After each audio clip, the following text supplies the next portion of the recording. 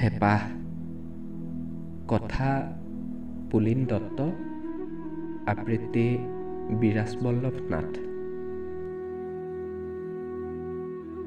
মই যেতিয়া অষ্টম মানত আছিলোঁ তেতিয়া মায়ে মোক কৈছিল, তই ডাঙৰ হৈছ, এতিয়া আৰু চেলৌ পেটৌকৈ নাথাকিবি, গহীন গম্ভীৰ হ'বলৈ শিক। তেতিয়াৰ পৰাই মই সতৰ্ক হৈছিলোঁ। পিন্ধন উৰণ, চলন ফুৰণ, কথা বতৰাত গুৰুত্ব দিছিলোঁ। ডাঙৰ হৈ কি কৰিম ভাবিবলৈ লৈছিলোঁ। ভবাবোৰ সপোন হৈ ৰ'ল। বাস্তৱ জগতখনত সপোনবোৰ হেৰাই গ'ল। সপোনবোৰ পুহিবহে পাৰি, কাল চক্ৰই যি বাটে আঙুলিয়াই নোযোৱাকৈ নোৱাৰি।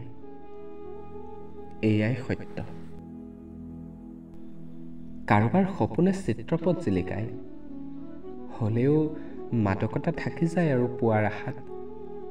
মানুহৰ মনহে পোৱাখিনিত সন্তুষ্ট থকাজনৰ অভাৱ।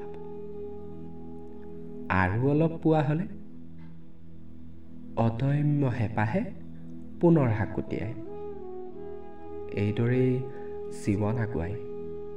হেঁপাহৰ যেন শেষ নাই।